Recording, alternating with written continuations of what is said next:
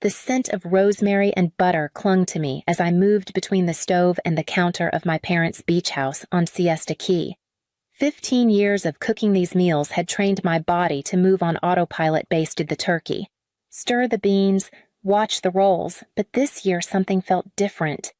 My brother Adrian's voice carried from the dining room, rising above the clink of glasses and the cheerful chatter of relatives who hadn't set foot in the kitchen all day. I wiped my forehead with the back of my wrist and peeked through the doorway. Mom sat beside Adrian, smoothing his collar as if he were still a boy. Dad poured him more wine, his laugh booming with pride. Cameras flashed. I wasn't in a single photo, though I could see my reflection caught in the glass cabinet doors, apron-stained. Hair pulled back, one hand on a ladle. "Dinner looks amazing," someone said, though I knew they hadn't glanced at the food I'd spent 2 days preparing. My hands moved faster, trying to keep pace with the mounting noise from the table. Then I heard it, the scrape of chairs, the chorus of forks against china. They had started eating. The spoon slipped from my fingers, striking the tile with a sharp clang. Gravy splattered across my apron, warm and brown like a Rorschach blot I didn't want to read. For a moment, I stood frozen in the kitchen, the laughter rolling over the polished marble counters, reaching me without pulling me in. I bent to clean the spill, knees pressing against the hard floor, and through the doorway I saw them, faces turned toward Adrian, smiles wide, not one of them noticing my absence. The clang still echoed as I steadied myself for what came next. I carried the gravy boat to the table, its weight steady in my hands, and set it down with a firm thunk against the white linen. Eyes flicked up for half a second before drifting back to Adrian, who was in the middle of telling a story about his golf game in Tampa. No one asked me to sit. The scene reminded me of last October, when I had suggested we try something different for Thanksgiving. "There's a place on St. Armand's Circle that does a full holiday menu," I'd told Mom. We could all actually sit together, no one stuck in the kitchen. She had waved me off with a smile. "Traditions matter, Anwin. Besides, you're so good at this." Dad chimed in then, nodding toward me. "Your mother's right. You've always been the cook. It wouldn't feel the same any other way." His words carried the weight of inevitability, like gravity keeping me tied to the stove. Adrian had laughed. "Honestly, you're a natural, Annie. You probably enjoy it more than sitting around with us." He hadn't asked, he had assumed. That was easier for him than wondering what I wanted. Now, as I hovered near the table, Mom's voice broke through. "Honey, could you grab some ice for Adrian's drink?" Her eyes never left him. The request hung in the air, so casual, as though 2 days of chopping and basting weren't already enough. Something in me cracked. My lips moved before I had the chance to second guess. No. The word landed hard. For an instant, silence spread across the table like spilled wine. Adrian's mouth hung open mid-sentence. Mom blinked. Dad frowned, his fork poised. Then the current swept on. Adrian cleared his throat, picked up where he had left off, and laughter returned as if nothing had shifted. But inside me, the shift was permanent, a splinter under the skin I couldn't ignore as I reached for my own untouched plate. After dinner, I wandered into the kitchen, pretending to tidy up. Mom had left her iPad glowing on the counter. Curiosity tugged me closer, though I already knew what I would find. Her latest post filled the screen. "Excited for Adrian's special Thanksgiving menu. Our talented son knows just how to bring family together." My chest tightened. Not a word about the hours I'd spent preparing every dish. I scrolled further, photo after photo, stretching back years, Adrian in the center, raising a glass, flanked by my parents, beaming with pride. Easter brunches, birthdays, last Christmas, I was there too. But only as a blur at the edge, an elbow holding a tray or the back of my head bent over a serving dish. The evidence was plain. 15 years erased with a crop of the camera. "Anwin," a soft voice said behind me. I turned to see Aunt Rhea, My mother's younger sister who had driven up from St. Petersburg. She tilted her head toward my untouched plate. "You haven't eaten, have you?" The simple observation nearly undid me. I forced a smile and said I'd get to it later. Her eyes told me she didn't believe me, but she let it rest. Later. As we cleared the table, Dad leaned close to Adrian. "We're glad the house came through. Hard to find anything decent on Siesta Key these days, but the down payment should make it easier." I froze. My dish towel clenched tight. 3 years earlier, when I scraped together savings for my modest Orlando condo, these same parents had called me irresponsible, as if that weren't enough. Aunt Sarah rose with a flourish. "Adrian, I want you to have Grandma's china cabinet. It'll look perfect in your new dining room." My breath caught. That cabinet, the one I had admired since childhood, the one I had quietly hoped might someday be mine, handed off without a glance in my direction. Applause circled the table, and I stood at the edge, hands damp with dishwater. My place reduced to silence as Adrian accepted another heirloom I'd never been offered. The group text arrived just after dawn. Mom's cheerful tone lit up the screen, listing the Christmas menu as though it were a set of commandments. Stuffing, cranberry relish, the pecan pie everyone loves. "Could you come early? Maybe 9 o'clock. Adrian has a client breakfast in downtown Sarasota, so he'll be tied up." Not a question, not even a pause to ask if I was available, just expectation, laid out like a grocery list. I read it twice, then shoved the phone face down on my desk at work. The Henderson pitch glared back at me from the screen. Unfinished. By mid-afternoon, my boss appeared at my cubicle. This was due yesterday. "Anwin," he said, disappointment weighing down his voice more than anger. I mumbled an apology, heat rising in my cheeks. I had stayed up until 2 prepping lists for my parents, worrying about whether there'd be enough time to cook it all. My second job had finally stolen from the one that paid the bills. Later.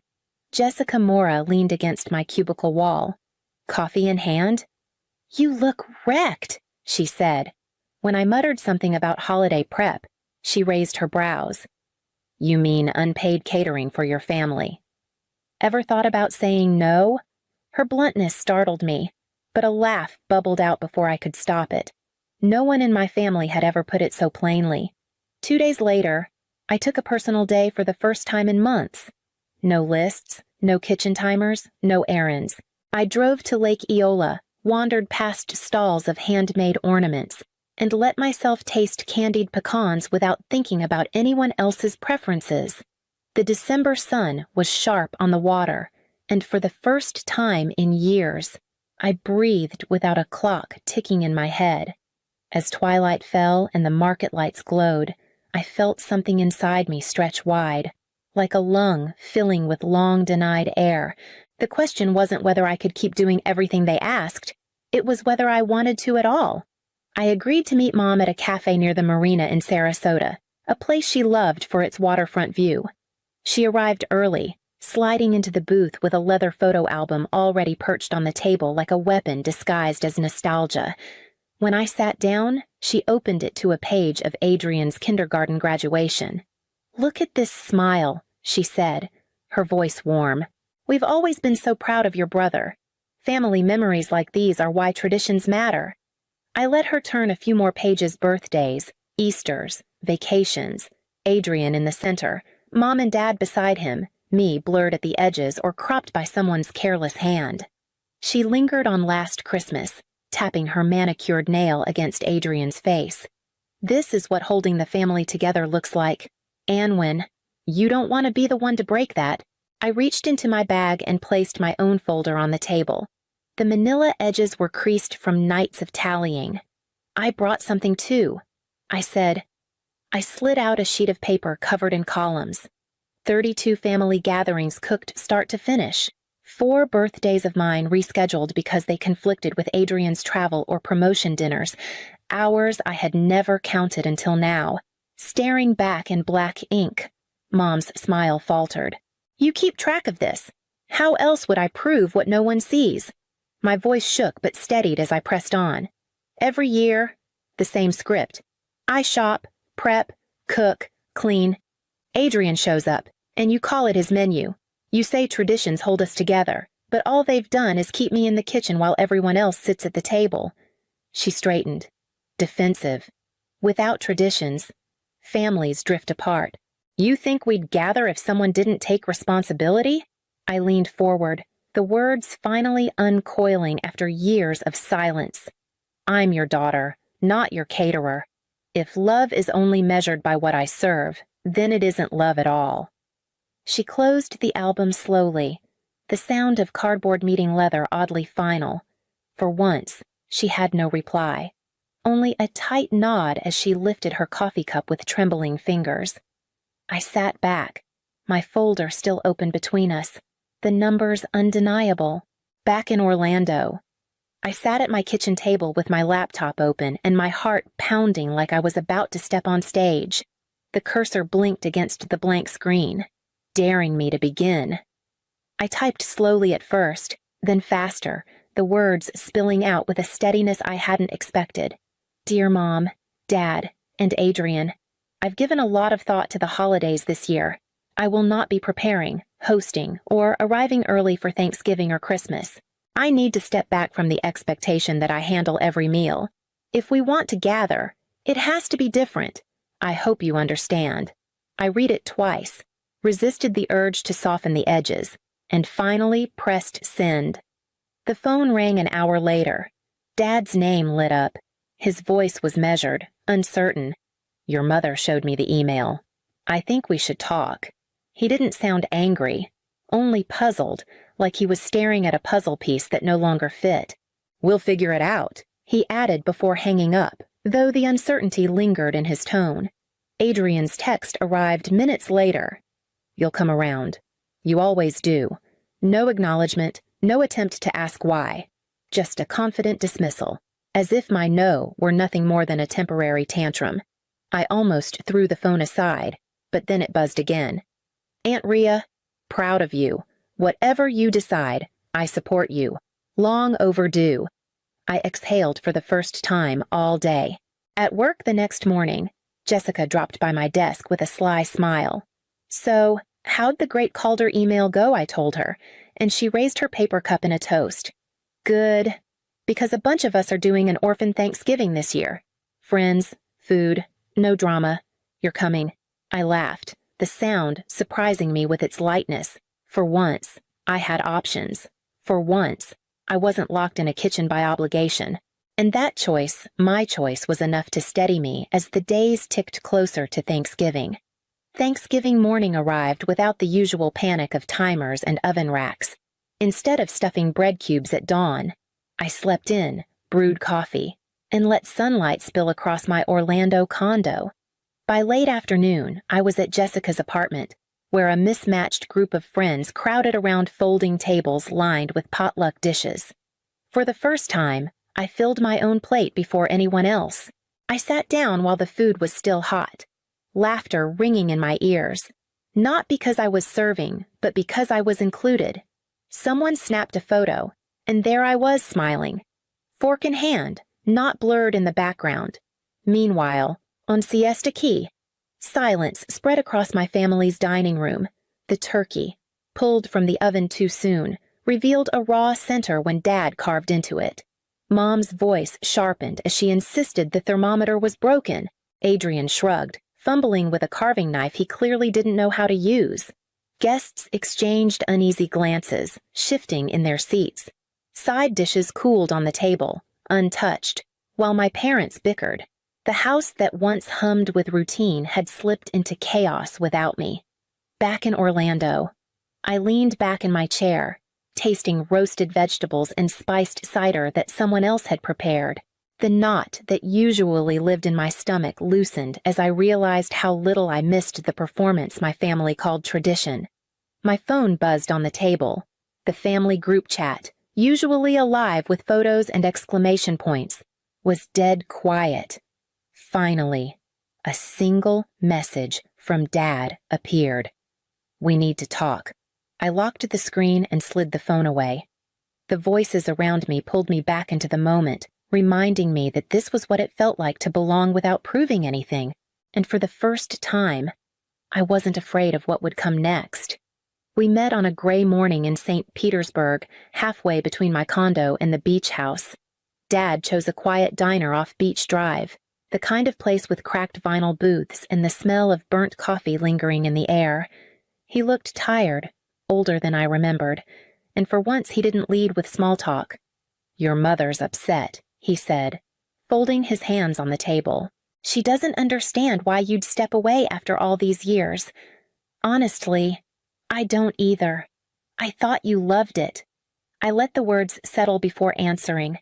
I loved being with family. I never loved working myself sick while everyone else sat down without me. I told him about the sleepless nights before every holiday, the way deadlines at work had slipped, how my chest had felt tight for weeks leading up to Thanksgiving. "It isn't just cooking, Dad. It's being invisible." He frowned, rubbing at his jaw. "We never meant for it to be that way. I know." I said, softer than I expected, "But intent doesn't erase impact. It has to change." I pulled a folded sheet of paper from my bag, my own rough draft of a new system. Holidays would rotate among us. Everyone would contribute a dish, and whoever hosted would sit first, not last. Shopping lists would be shared ahead of time, so the load wasn't carried by one person. Dad read it carefully, his brow furrowed. "This could work. Your mother will need convincing. She doesn't have to agree right away." I replied, "But I won't go back to the old way. If we want to stay a family, this is the cost of keeping me at the table." He nodded slowly, slipping the paper into his jacket pocket as if it weighed more than it should. "I'll try." It wasn't a promise, but it was the first crack of light through a door I thought had been sealed. And for the first time, I believed I had the right to decide whether to walk through. A week before Christmas, I decided to test what it could feel like to celebrate without collapsing under the weight of tradition. Jessica came over with a pot of arroz con gandules. Aunt Rhea brought a key lime pie from a St. Petersburg bakery, and 2 neighbors carried in mismatched casserole dishes. My dining table was a patchwork of plates and serving spoons, nothing coordinated, but it felt alive. For once, I didn't hover. I sat down first, fork in hand, while conversation carried on around me. Jessica laughed about office gossip. Rhea teased me about finally letting someone else take the lead, and I realized I wasn't anxious about whether the rolls were burning or the turkey was dry. I was simply part of the room. Halfway through the evening, my phone buzzed. Mom's name lit the screen. I hesitated before answering. Her voice was controlled, but I could hear the strain underneath. "Anwin, about Christmas. I think we need your list again, the stuffing, the appetizers, your pie. People expect it." I took a breath, keeping my tone calm. "Why don't you ask Adrian to take on one dish this year, start to finish? He's capable." Silence followed, then a clipped reply. "We'll see." She ended the call before I could add more. Later that night, I opened my laptop and typed out a 1-page family logistics document: rotations, shared shopping lists, and a simple rule: the host eats first. I attached it to an email addressed only to Dad. "If you want to keep me in the room, this is what it looks like." I wrote before hitting send. The document felt like more than a plan. It felt like a contract with myself, and once written, I couldn't take it back. 1 year later, my Orlando condo was filled with the scent of garlic and rosemary. The table crowded with mismatched plates and half-borrowed chairs. This time, I wasn't alone in the kitchen. Jessica was mashing potatoes. Aunt Rhea sliced pie, and even Adrian had carried in a casserole dish he claimed as his own. Mom placed her green bean dish on the counter, while Dad stood at the sink, rinsing pans without being asked. When we finally gathered, I took my seat at the center of the table. No one rushed me back into the kitchen. No one expected me to stand while they ate. Mom lifted her glass awkwardly and cleared her throat. "Anwin, I realize we've taken you for granted all these years. I should have said thank you more than I did." Her voice trembled, but the effort was real. Adrian looked across the table, shifting uncomfortably. I always thought you liked being in charge of the food. I didn't realize you wanted more than that. I'm sorry. I nodded, letting the words land, not rushing to fill the silence. It wasn't perfect, but it was something. And for once, I didn't feel like I had to earn it. Someone suggested a photo, and this time I didn't slip away. I stayed in my seat. A plate balanced in front of me. Laughter caught mid-breath as the camera flashed. Later, as the dishes were passed again and conversation rose around me, I looked at that table messy, imperfect, shared. It was the first holiday in 15 years where I felt fed in every sense of the word.